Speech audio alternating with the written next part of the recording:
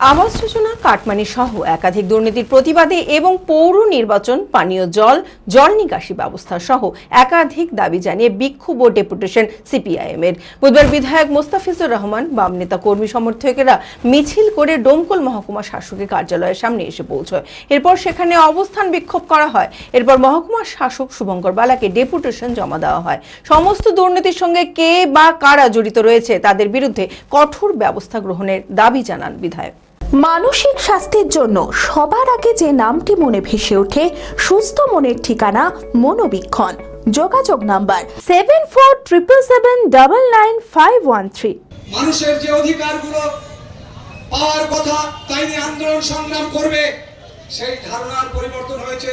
আর এটা আজকে আমাদের ডেপুটেশনটা মূলত নাগরিকদের পরিষেবা। এই যে সামনে বর্ষা, রাস্তাঘাট কিছু একদম বেহাল দশা, মানে ডোমকল এটা পৌরসভা না হচ্ছে যে মাঠ, কিছু ধরেন মানে বোঝা যাচ্ছে না যে এমন কিছু রাস্তা আছে। মানিকনগরের রাস্তায় যে এইখানে আমার পিছনে এসডি অফিসের পিছন দিয়ে যাওয়া, আপনি যদি রাস্তা দিয়ে যান ওটা মাঠের রাস্তা না হচ্ছে যে শহরের রাস্তা বলা মুশকিল।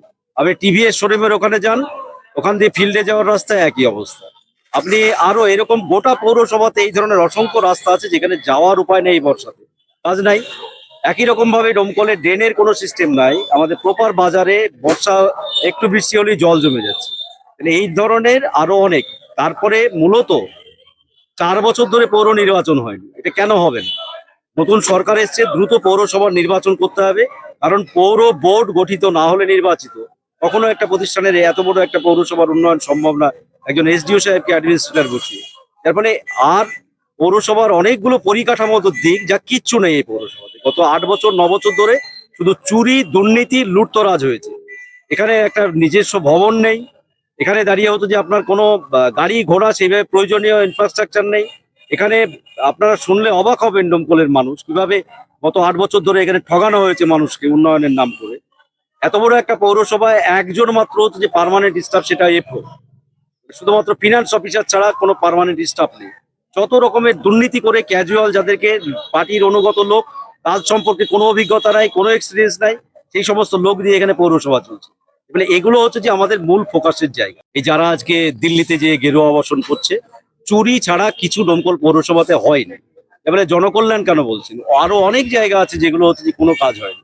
জনকল্যাণ মাঠ, আপনি মিনিবাজারে ব্রিজ, ওটা তো আবার কিভাবে টেন্ডার ফেন্ডার হয়েছে তারই কোনো হদিশ পাওয়া যাচ্ছে না। কাগজপত্র কে করেছে, কারা টেন্ডার করলো, আমি সেদিন এসডিওর সাথে কথা হয়েছে।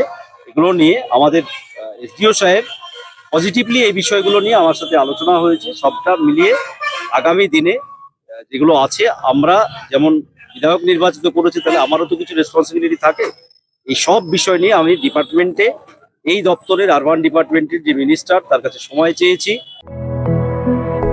B Care Institute of Management and Technology ভর্তি চলছে civil, mechanical, electrical, electronics and telecommunication engineering কোর্সে। শিক্ষাগত যোগ্যতা: প্রথম বর্ষে ভর্তির জন্য মাধ্যমিক পাস এবং দ্বিতীয় বর্ষে ভর্তির জন্য বিজ্ঞান বিভাগে উচ্চ মাধ্যমিক পাস অথবা উচ্চ মাধ্যমিক ভোকেশনাল পাস।